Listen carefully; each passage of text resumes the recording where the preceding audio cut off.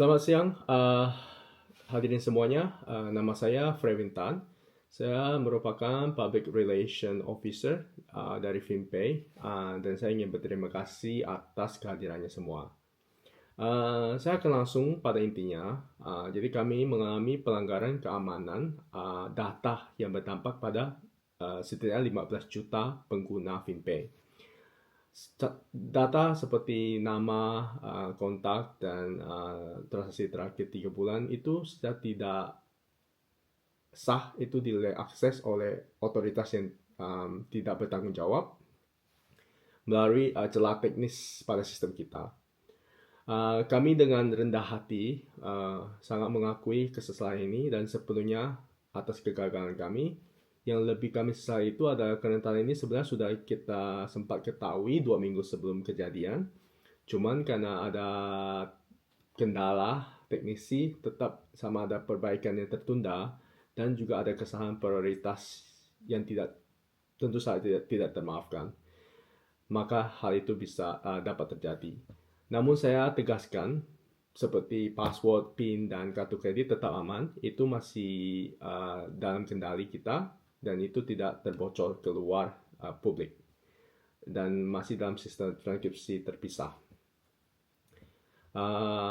Berikut saya akan beritahu langkah-langkah konkret yang sedang kita lakukan untuk memperbaiki hal tersebut. Pertama, untuk pengguna yang terdampak, kita menyediakan hotline khusus 24 jam yang sudah aktif. Terus filter yang membekukan akun sementara tersedia di aplikasi juga, sehingga tidak ada transaksi yang tidak diinginkan terjadi. Terus kita akan melakukan kompensasi penuh untuk kerugian finansial yang telah diverifikasi dan pemantauan kredit gratis selama setahun. Kedua, itu perbaikan sistem seperti celah keamanan sudah ditutup permanen. Audit eksternal oleh Kaspersky Lab sedang berjalan juga dan sistem deteksi real time baru diimplementasikan. Dan ketiga, itu perubahan struktural. Jadi kita akan membentukkan posisi Chief Information Security Officer, terus kerjasama investigasi dengan BSSN dan polisi, terus kenaikan keanggaran keamanan sebesar 300% mulai tahun depan. Insiden ini akan menjadi titik balik transformasi budaya keamanan FinPay. Terima kasih.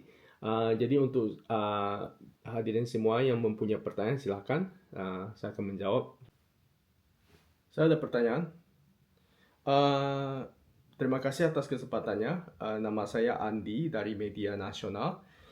Saya ingin bertanya, dari perjalanan Anda ada dua hal krisis. Pertama, mengapa perbaikan kerentanan yang sudah diketahui ditunda dalam 2 minggu?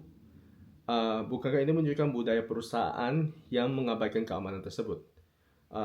Dan kedua, untuk kasus seperti Ibu Santi, di mana lansia yang kehilangan 15 juta, apakah FinPay benar-benar akan mengganti seluruh kerugian tersebut? Terima kasih. Baik, terima kasih dengan Mas Andi untuk pertanyaannya yang sangat tepat. Untuk pertanyaan pertama, saya tidak akan mencari pembenaran. Penundaan tersebut terjadi karena kelalaian dan kesalahan prioritasi yang fundamental. Tim teknis kita memilih menyelesaikan pengembangan filter baru daripada memperbaiki celah keamanan tersebut. Ini mencerminkan kegagalan budaya yang harus diubah dari akar sebagai bentuk transformasi. Dan kami juga menerapkan kebijakan security first mulai dari sekarang, di mana setiap kerentanan tersebut ditemukan harus diperbaiki maksimal dalam 24 jam tanpa delay. Untuk pertanyaan kedua tentang Ibu Siti, yang pengguna kami yang berusia lansia 70 tahun, kami akan mengganti seluruh kerugian beliau sebesar 15 juta. Proses sudah berjalan dengan lancar dan tim khusus kita sudah sedang mendampingi keluarga beliau juga. Dan lebih dari sekedar ganti rugi, kami juga memberikan pendampingan hukum dan psikologis. Ini bukan hanya kewajiban tapi tanggung jawab moral kita. Saya terima kasih atas kesempatannya. Saya juga ingin bertanya kepada teknisi API, seperti apa yang dieksploitasi, apakah ini kesalahan desain dan human error, dan yang lebih penting itu dengan 15 juta data yang sudah beredar, bagaimana Anda bisa menjamin bahwa data ini tidak akan disalahgunakan di masa depan? Terima kasih. Baik, terima kasih atas pertanyaan berikutnya. Jadi kita secara teknis, kerentanan terjadi pada endpoint API yang seharusnya membutuhkan autentifikasi 2 faktor. Namun, memiliki bug yang terjadi, memungkinkan bypass melalui parameter tertentu. Ini adalah kombinasi kesalahan, desain, dan human error. Untuk mengenai data yang sudah beredar, kami bekerja pada 3 level. Yaitu pertama level teknis, itu kami sedang melakukan pembaruan token dan credential massal untuk mempersulit penggunaan data yang bocor. Dan kedua itu level hukum. Jadi kami bekerja dengan aparat untuk melacak peredaran data di dark web dan mengambil tindakan hukum. Dan ketiga itu level edukasi. Jadi kami mengirim panduan keamanan pada pengguna dan personal kepada semua pengguna yang terdampak. Dan kami juga memperkenalkan layanan pemantauan dark web untuk mengidentifikasi jika data pengguna kami muncul di forum-forum yang terlarang. Terima kasih. Baik, saya Budi dari Financial Daily. OJK sudah mengeluarkan peringatan keras kepada perusahaan fintech, FinPay. Apakah FinPay sudah menghadapi sanksi regulasi? Dan secara bisnis, bagaimana Anda mempertahankan kepercayaan investor setelah insiden ini terjadi? Terima kasih. Baik, terima kasih atas pertanyaan terakhir dari Pak Budi. Ya, jadi kami sepenuhnya itu menghormati otoritas OJK dan siap menerima konsekuensi regulasi apapun. Tim hukum kami sedang menyiapkan seluruh dokumen yang diminta. Yang lebih penting itu kami melihat ini sebagai kesempatan untuk membangun standar baru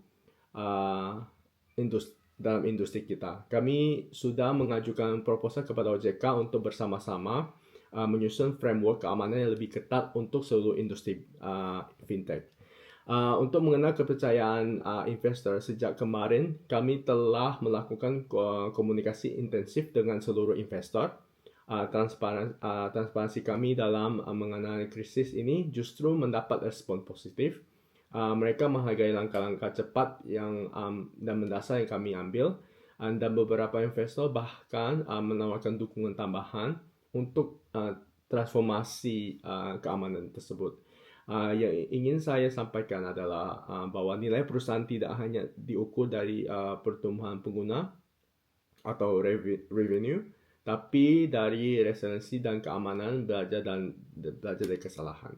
Sekian dan terima kasih.